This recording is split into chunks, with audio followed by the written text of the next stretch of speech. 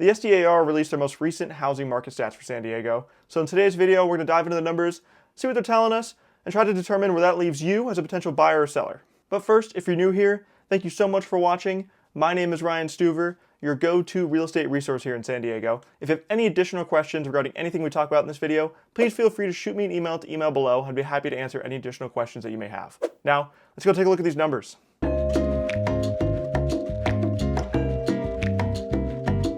So for some quick context before we just dive into these numbers, we're going to be reviewing the SDAR Housing Supply Overview, which reviews the overall housing market on a rolling 12-month basis, along with some long-term trend charts I put together, which compiles all of these monthly reports dating back to January of 2020. These reports are produced monthly by the SDAR, and they're broken into several different categories, which include pending sales, closed sales, median sales price, percentage of original list price received, days on the market until sale, inventory of homes for sale, and months of supply of inventory.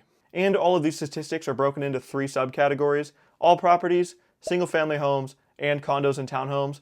In this video, I'm just going to focus on the all property section, but if you find this interesting and want me to break down either of the other sections, just let me know in the comments and I'll make the video. Now that we have a basic understanding of the numbers we'll be talking about today, let's jump into our first stat here, our pending sales.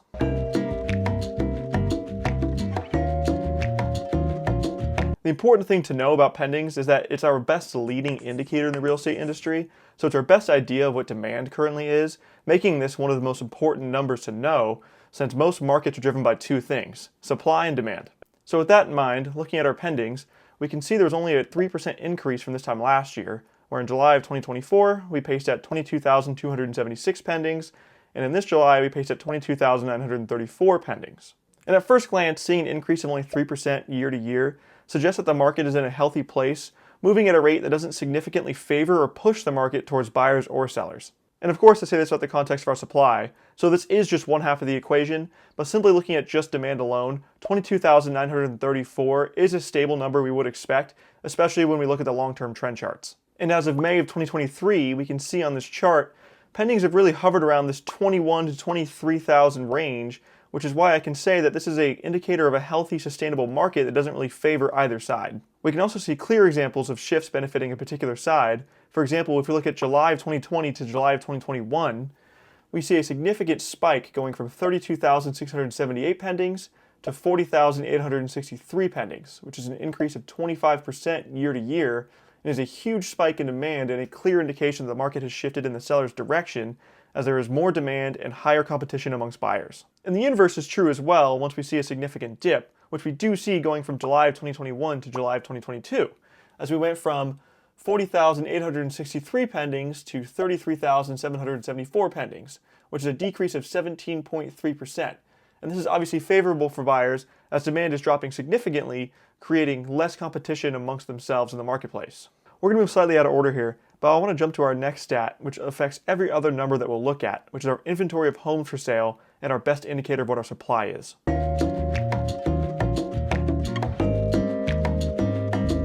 Looking at our inventory, my first thought is that this is great news for buyers, as we see an increase of 27.8%, going from 5,040 homes in July of 2024 to 6,485 homes this July, which means in just 1 year, buyers gained an additional 1,445 options to choose from. To stay consistent with our pendings and to gain some context as to where we've come from, let's briefly take a look at our 3 Julys, starting first in July of 2020, where we saw there were 4,004 homes listed for sale. Then jumping to July of 2021, that number fell to 3,349, which is a decrease of 16.3%. And in a vacuum, this is great news for sellers, as there are fewer homes available, making their homes more valuable. Then we moved to July 2022, we jumped to 4,932 homes available, which is an increase of 47.2%. And again, in a vacuum, this is great news for buyers, as now there are far more homes available, making the ones on market less valuable. But we know with proper context that pendings were still really high at this point, pacing at 32,678, 40,863, and 33,774 respectively. And yes, there was some reprieve going into the summer of 2022, but there wasn't enough new inventory to really make a meaningful difference for the average buyer. In contrast with today, where we know from our long-term trend charts that pendings have essentially plateaued at about this 22,000 pending mark, with a year-to-year increase of only 3%, while our supply has been steadily increasing with a year-to-year increase of 28.7%, providing buyers with a strong advantage that they haven't had in over a half decade. There's a couple interesting things to note while looking at these graphs. First being that you can see the true seasonality of the real estate market with these large spikes coming into the first half of the year going into our spring and summer season, and then a steep drop-off falling into the back half of the year in our fall and winter season. And there are a couple of things specifically about July of 2025 that I feel are worth noting. First being that this is the most inventory that we've seen in the 2020s decade, and secondly, this line is appearing to start to flatten out a bit, so it's worth keeping an eye on to see if it begins to dip back down as we enter into the back half of the year and our fall and winter seasonality. So that's our inventory. Something to keep in mind here as we move along to these other stats. We have a 3% year-to-year increase in demand, while we have a 28.7% year-to-year increase in supply.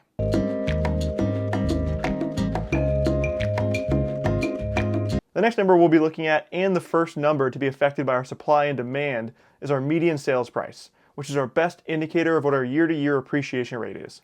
The first thing that jumps out to me here is that homes are actually appreciating at a rate below the expected range of 3 to 7% and below the historical average, which comes out to 4.75%.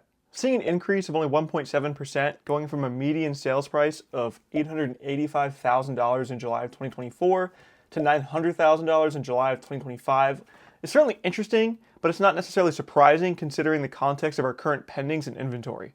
And this 1.7% increase is definitely good news for buyers, as you're finally starting to see some price softening in the market after some crazy unprecedented appreciation that we saw just a few years ago. And when we look at the long-term trend chart, we can really see how things got out of control. I mean, just 5 years ago, the average home in San Diego County would have cost you roughly $585,000 in comparison to today, where the average price is roughly $900,000, which represents an increase of about 53.8% in just 5 years.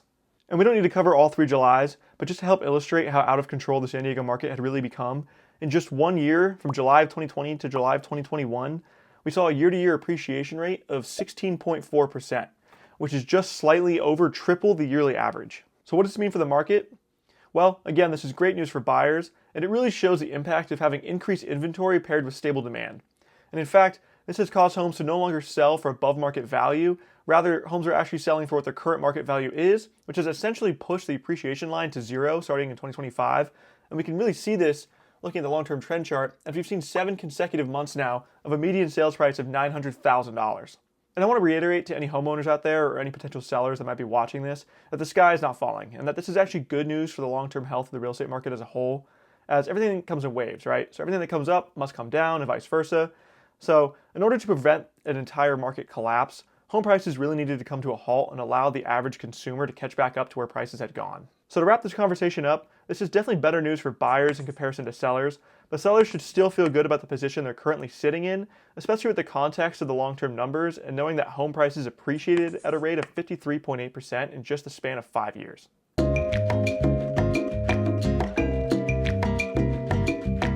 We continue to see the effect that the disparity in our supply and demand has on the overall market when we look at our next stat here, percent of original list price received. And at first glance, when I see a decrease of 1.5% from year to year, I'm tempted to say that this is an initial win for buyers, but I think this stat is a little more complicated than that. And I say this because there are several factors that can affect this stat. For example, homes that are priced higher than they should be, reflecting markets of the past instead of the current conditions we see today, causing for a higher rate of price drops than might be necessary. Although when we look at the long-term trend charts, this number does seem to be in line with the current market conditions, leading me to believe that this number is accurate and representative of the current market. And I don't want to underplay the significance this has for buyers, as a 1.9% discount on the market can equate to a lot of money saved. And for example, if we use our median sales price of $900,000 as our base price and apply the 98.1% purchase price to that, that total comes out to $882,900, which is a total savings of $17,100. And for sellers, this is perfect for setting proper expectations around list price and what your time on market will be like depending on how you choose to list your home. And sellers really have 3 choices when it comes to listing their home. You can either price ahead, at, or behind the market. So if you're going to price ahead of the market, you're essentially going to price your home slightly below what current market value dictates. So using our median sales price as our base point, $900,000, you would price your home at maybe $880,000, $890,000, and you would do this to ideally attract more buyers to your home, attract more offers, get a multiple counteroffer situation going, and ideally get your home sold at or above market value. Now, if you want to price at the market and not take the risk of listing it under, then you're going to price it right at $900,000, and in this market, you should expect your home to sell for 98.1% of asking, meaning that your home's likely going to sell for $882,900. And of course, this isn't true every time. There's always going to be the right home at the right price and the right location that's going to sell at or above market value, but this is just the expectation you should have going in. And lastly, if you want to price behind the market, that means you're going to sell your home or price your home for more than what the market dictates it's worth. And there's a couple reasons you could do this. One could be that you just think your home is worth more than what the market is saying it's worth, so you're going to list it at 1.1 instead of 900,000. Or two, maybe you've done a lot of work to the home. You've put in a solar system, replaced the roof, replaced a cracked slab, put in a pool, did a kitchen or bathroom remodel. So now you want to sell your home for 1.2 million instead of 900,000, which is a perfectly fine thing to do, but you need to be prepared to sit on market longer than expected. So probably much longer than 36 days, because now you're waiting for the right buyer to come in and appreciate everything that you've done and buy the home for what you think it's worth. Because the average consumer isn't going to want to necessarily pay an extra $400,000 premium just for some work that you've done. So as long as you're okay with waiting, this is a fine strategy as well. At the end of the day, to me, this is a fairly even stat, because buyers are still seeing a discount across the board and are getting some reprieve from the insanity we saw just a few years ago, which we can really see with this insane curve on the long-term trend chart. While on the other hand, sellers are still getting 98.1% of their asking price. So to me, this is still a net neutral stat, and it's really best used for setting proper expectations. We're going to keep this conversation of setting proper expectations going by looking at our next stat here, days on market until sale.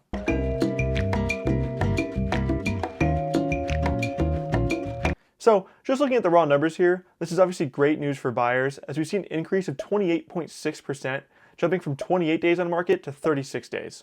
I'm not going to spend too much time on this stat as it's fairly straightforward, and for sellers in particular, it's fairly tied to pricing strategy as we just saw with percent of original list price. So for example, if you listed your home at market value, so let's say $900,000, as a seller, you should be expecting your home to sit for roughly 36 days before going under contract. Of course, there's always going to be exceptions to this rule, but the base expectation is 36 days right now. And for buyers, what this really shows us is you don't have to move with as much urgency as you did in the past. Homes just aren't selling in a couple weeks anymore. Of course, there's always going to be the exception to the rule, but for the most part, homes are sitting for over a month now, so you really have time to take a breath and think about the home you're going to purchase much more so than you did just 2 years ago. And something interesting to note here is that this is actually the highest days on market that we've seen in the 2020 decade up to this point.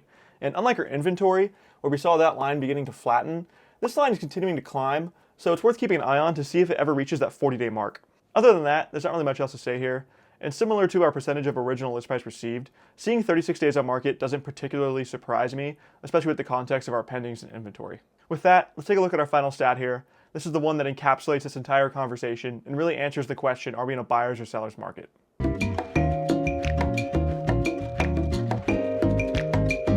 I'm sure you know what a buyer's market and a seller's market is, but just so I know that we're on the same page, a buyer's market is a market with conditions favorable for buyers, and a seller's market is a market with conditions favorable for sellers.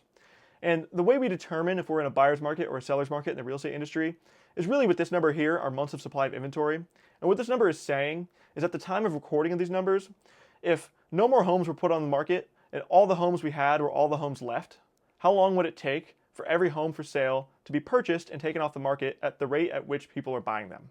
So in simple terms, if we have 5,000 homes for sale, how long will it take for all 5,000 of those homes to be purchased and taken off the market at the pace at which consumers are buying them? So there's a magic number, and it depends on the county and area you're in, but in San Diego County, you want to see 3 months of inventory. 3 months of inventory in San Diego indicates a dead even market, meaning neither buyers nor sellers are favored. So anything below that would put us in a seller's market. So for example, 1.5 months of inventory is a strong seller's market. And anything above that 3-month mark, so for example, 3.5 months would put you in a soft buyer's market. And when we look at our most recent numbers, we can actually see an increase of 25.9%, which is great news for buyers because this time last year, we were sitting at 2.7 months of inventory, which is a soft seller's market. And right now we're sitting at 3.4 months of inventory, which is a soft buyer's market. And when we look at our long-term trend chart, we can see that we're actually in our first buyer's market inside the 2020 decade. And looking a little closer at this long-term trend line, we can see that we hadn't even touched 3 months of supply until May of 2025. And similar to our days on market, this is the highest that we've seen to this point. Although this line is starting to flatten, so it's worth to keep an eye on to see if it starts to dip back down again. And to really illustrate how much this market has shifted, in July of 2021, we were sitting at 1 month of inventory. And as we know now, we're sitting at 3.4 months. So we've more than tripled that mark. So that's our month's supply of inventory. And I know I've thrown a lot of information at you. So first, I just want to say thank you so much for watching if you've made it this far. Let's quickly discuss where all of this leaves you as a potential buyer or seller.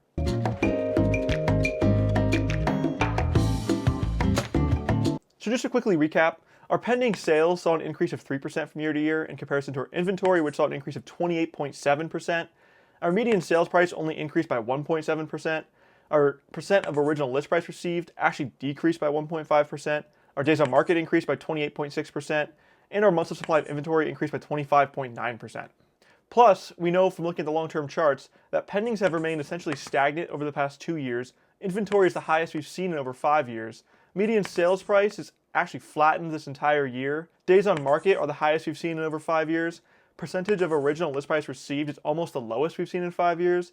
And our month supply of inventory is actually the highest we've seen in over 5 years. So with all of this in mind, we know it's a buyer's market. So yes, that does make it a good time to buy. What you need to know is that these are the best conditions that we've seen for buyers in a long, long time. And I want to talk to sellers for a minute. It's okay. I know this isn't ideal or what you wanted to hear necessarily if you're considering selling, but keep in mind, everything's been in your favor for almost 4.5 years. And as we've seen, you've gained a lot of equity. So if you want to sell, now is not necessarily a bad time because you can cash in on all the equity that you have gained.